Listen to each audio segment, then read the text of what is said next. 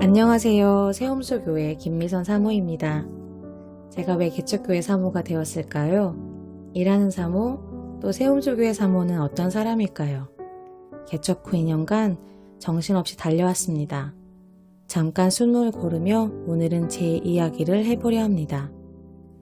저는 모태신앙은 아니지만 어릴 때부터 교회에 다녔습니다. 믿지 않으시던 아버지의 심한 반대에도 꿋꿋이 믿음을 지켰습니다. 아슬아슬하게 신앙생활을 하던 제가 아버님이 목사님이신 목회자 가정으로 시집을 가게 되었고, 결혼 후 함께 가정 예배를 드리며 삶의 감격이 가득했습니다. 절대로 목회자의 길을 가지 않겠다던 당시 평범한 직장인 남편의 말을 믿고 안락한 삶을 살았습니다. 하지만 하나님의 부르심은 가장 순종하기 어려울 때 찾아왔습니다. 첫 아이가 태어난 그 해에 남편의 신학을 결심했습니다. 간호사인 저는 아이를 돌보며 돈을 벌어야 했습니다. 밤에는 병원에서 일하고 낮에는 꾸벅꾸벅 졸며 아이를 돌봤습니다. 남편도 이 고생을 재수하며 반복할 수 없다는 각오로 무섭게 공부했습니다. 그렇게 남편이 신학대학원에만 들어가면 되는 줄 알았습니다. 그것이 제 역할의 전부인 줄 알았습니다. 저는 목회자의 길이 어떤 길인지 단 하나도 알지 못했기 때문입니다.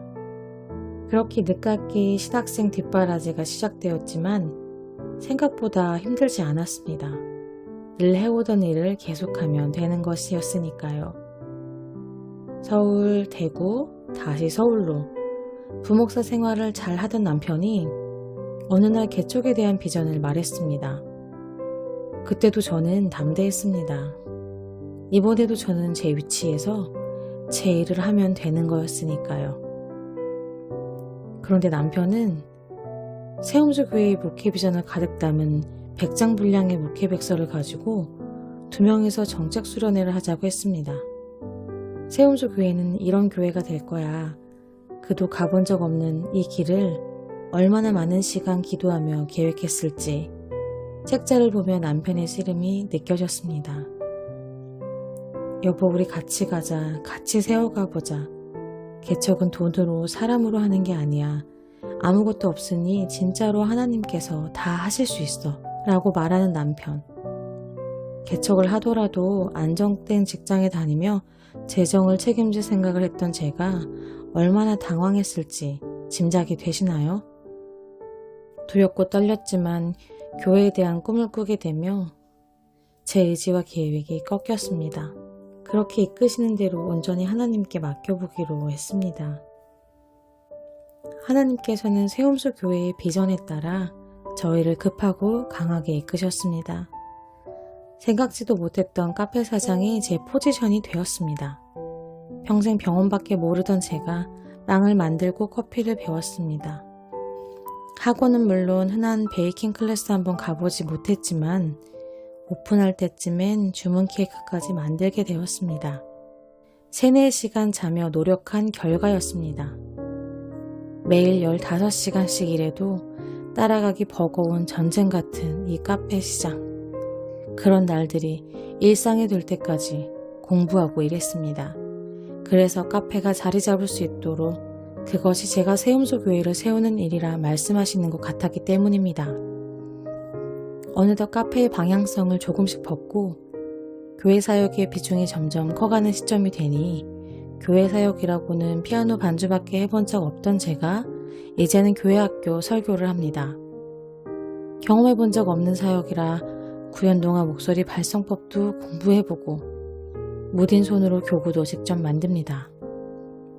열심히 준비하지만 아이들의 돌발 행동에 5분도 전하지 못하고 멈출 때도 종종 있습니다. 온종일 카페 일을 하고 손발이 퉁퉁 부어도 교회 학교 준비를 합니다. 매주 화요일에는 혼자 교회에 다니는 아이의 큐티를 도와주기 위해 아이의 집 앞 무인 카페에서 함께 큐티도 합니다. 제가 이렇게나 열심히 합니다. 그 힘이 어디에서 나오는지 궁금하시죠? 개척 멤버 1호인 저에게 남편이 긴장하며 꽤 진지하게 준비해서 읽어주던 목회백서, 거기에 답이 있습니다. 아직 세상에 있지도 않았던 세움주 교회를 사랑하게 되었습니다. 교회에 대한 꿈을 꾸게 되었습니다. 그렇게 되니 이 모든 일이 가능해졌습니다. 남편을 돕는 자로 나를 축소했을 때 저는 하루하루가 억울하고 그저 우울했습니다. 남편의 들러리 같아 하나님을 원망했습니다. 하지만 스스로 교회 미래의 꿈을 꾸게 되고 그 안에 내가 서 있는 자리를 바라보니 자격 없는 자를 계획 안에 포함시켜 주신 하나님의 은혜를 깨닫게 되었습니다. 나는 내가 사랑하는 교회의 행복한 사역자입니다. 세상에 하나뿐인 교회를 품고 세워가는 자리를 허락하신 하나님, 부족한 자를 믿어주시는 하나님, 제발 잘 좀 해라 채찍질하지 않으시고 오늘도 여전히 잘했다 안아주시는 하나님, 감사합니다.